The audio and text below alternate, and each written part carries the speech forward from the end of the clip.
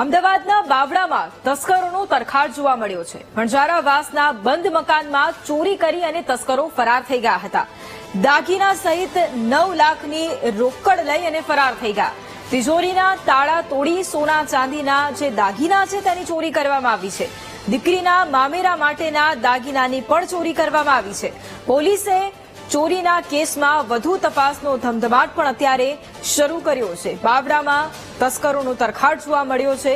વણઝારાવાસના બંધ મકાનમાં ચોરીની ઘટનાને અંજામ આપ્યો છે। દાગીના સહિત 9 લાખની જે રોકડ છે તે પણ લઈને ચોર ફરાર થયા છે। તિજોરીના તાળા તોડી અને સોના ચાંદીના જે દાગીના છે તેની ચોરી કરાઈ છે। દીકરીના મામેરા માટે જે દાગીના લાવવામાં આવ્યા હતા તેની પણ ચોરી કરાઈ છે।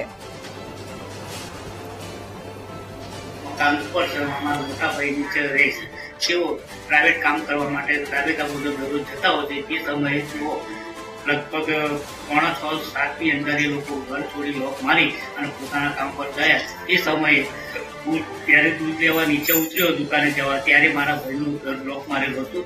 દૂધ લઈને પાછો આવ્યો ત્યારે પણ લોક મારેલું હતું। એ પછી હું સવારનો ચા પાણી કરી નાસ્તો કરી મારી નોકરી પર જવા નીકળ્યો ત્યારે તેમનું ઘરનું આકડીઓ જાળી હતી તે તૂટેલ હતી અને અજાણા શખ્સો ઘરમાં આવી કમસે કમ 9 લાખ રૂપિયા જેવા દાગીના હતા। બંને છોકરીના મામેરા એ લોકોને ફરાર થઈ ગયા છે। તો આ કાર્ય જલ્દી સરકાર કરે, પોલીસ ખાતું અને અમને જલ્દી ન્યાય અપાવે અને આજ મુદ્દે સંવાદદાતા હરિઓમ ફોન લાઈન પર છે। હરિઓમ, અમદાવાદના બાવળામાં ચોરીની ઘટનાને અંજામ આપતા આ તસ્કરો ફરી એક વખત જોવા મળ્યા છે। જે પરિવાર છે જેના ઘરે ચોરીની ઘટનાને અંજામ આપવામાં આવ્યો તેમની શું માંગ છે અને જે આ તસ્કરો છે તેના વિશે કોઈ માહિતી, તેમને શોધવા માટે કોઈ ચક્રો ગતિમાન કર્યા છે? જી, આપણે જણાવી દઉં કે બાવળા ખાતેનો વણઝારાવાસમાં જે બંધ મકાન હતું એ તકનો લાભ લઈ અને તસ્કરોએ ઘરમાંથી રોકડ અને દાગીના સાથે 9 લાખની ચોરીને અંજામ આપ્યો હતો।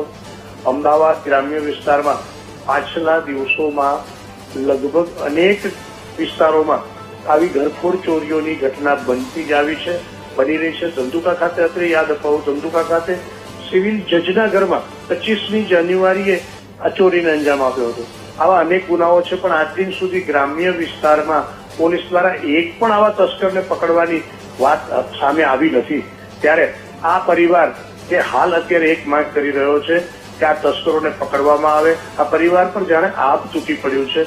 મહા મહેનતે ઘરે એક પ્રસંગ હતો, શુભ કાર્ય હતું, તેના માટે એકત્ર કરેલા દાગીના અને રોકડ આ તસ્કરો ચોરી જતા પરિવાર ભાંગી પડ્યો છે।